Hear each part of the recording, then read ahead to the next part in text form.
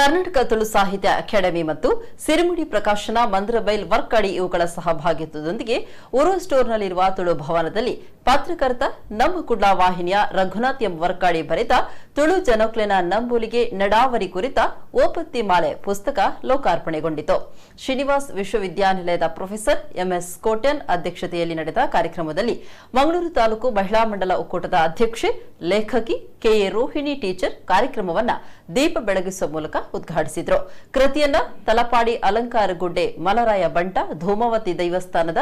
ಜಯರಾಮ್ ಯಾನೆ ಅಂತ ಪೂಜಾರಿ ಲೋಕಾರ್ಪಣೆ ಮಾಡಿದ್ರು. ಅಧ್ಯಕ್ಷತೆಯನ್ನು ವಹಿಸಿದ್ದ ಪ್ರೊಫೆಸರ್ ಎಂಎಸ್ ಕೋಟ್ಯನ್ ಮಾತನಾಡಿ, ಭೂತಾರಾಧನೆ ನಾಗಾರಾಧನೆ ತುಳುನಾಡಿನ ಜನರ ಸಂಸ್ಕೃತಿ, ಆದರೆ ಮೂಲ ಸ್ವರೂಪಕ್ಕೆ ಧಕ್ಕೆ ಆಗದಂತೆ ಅದನ್ನು ಮುಂದುವರಿಸಿಕೊಂಡು ಹೋಗಬೇಕಾಗಿದೆ ಅಂತ ಹೇಳಿದ್ರು.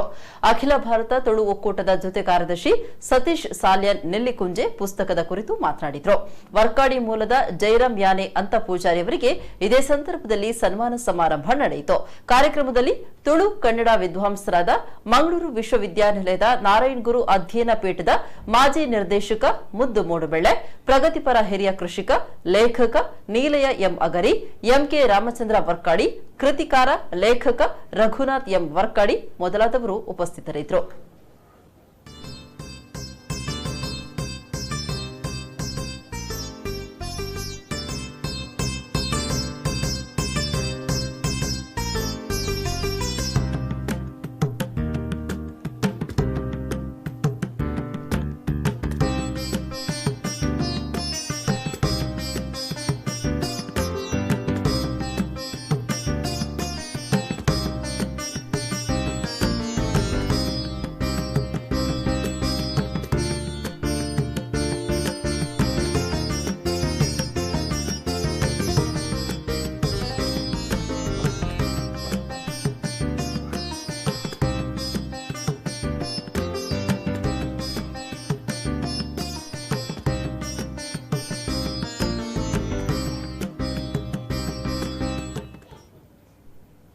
इतना बेहतर तरीके से बहुत ही चढ़िया विषय पर किया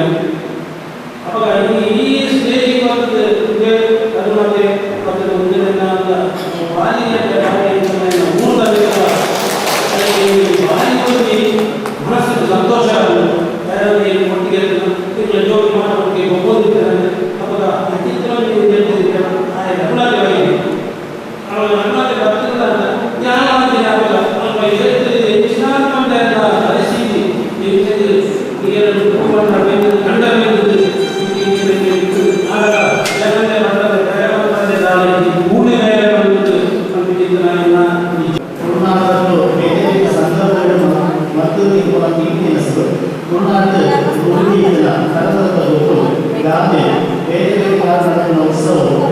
ಸಾಮಾಜಿಕ ಪದ್ಧತಿ ಆರಾಧನಾ ವಿಧಾನಗಳು ದೈವ ದೇವರ ತುಳುನಾಡ ಜನರ ನಂಬಳಿಕೆ ನಡವಳಿಕೆ ತುಳುವಿನ ಗುಣಮಟ್ಟು ಇಲ್ಲು ಇತ್ಯಾದಿ ವಾಸಸ್ಥಾನಗಳು ಮರ ಸಂದರ್ಭಗಳು ಕಟ್ಟುಕಟ್ಟಲು ಮುಂಚ ಜೀವನದ ಮಾತಾ ಮಾರ್ಗದ ಇವರನ್ನು ಈ ಕೃತಿಗಳು ಯಾರ ಹೆಚ್ಚಿನ ವಿಷಯ ಮಾತನಾಡಿದ ಈ ಪುಸ್ತಕದಿಂದ ಓದಿದ ನಾನು ಎಲ್ಲೇ ಆಗ್ತಾವೆ ದಯಮಾಡ ಎಲ್ಲ ನಮಗೆ ನಮ್ಮ ಜೋಡು ಇಂಪ್ರೂವ್ಮೆಂಟ್ ಕೊಟ್ಟು ಅತ್ಯಂತ ವಿಷಯ ಅಪ್ಪ ಯಾರೋ ಗೊತ್ತಿಲ್ಲ ನಮ್ಮ ತುಳಿದ ರಚನೆ ತೀರ್ಮಾನಿಸಿದರೆ ನಮ್ಮ ಈ ತುಳುನಾಡಿನ ದಾವಣಗೆರೆ ನಮ್ಮ ಈ ತೀರಗಳು ನಮ್ಮ ಜವಳಿ ಮುಖ್ಯವಾಗಿ ತೀರಗಳು ದಾವಣಗೆರೆ ನಂಗೆ ಬೇರೆ ಬೇರೆ ದೇವಾಲಯ ಮಾತ್ರ ಈ ತುಳುನಾಡು ದೇವಾಲಯದ ಒಟ್ಟಿಗೆ ಭೂತಾರಾಧನೆ ನಾಗಾರಾಧನೆ ಭಾರಿ ಮುಖ್ಯ. ಭೂತಾರಾಧನೆ ಏತು ಒಂದು ಪ್ರಾಮುಖ್ಯತೆ ಕೊಡುವಾಗ ನಂಗೆ ಕೈತಲ್ ಬಟ್ಟೆ ದೇವರು ಮಾಡಿದ್ದಾರೆ ಅಪ್ಪನ ದಾದ ಇದೆ ಮಾಡ್ತಾರೆ ಅದೇ ರೀತಿ ಅಪ್ಪನ ಅಭಯ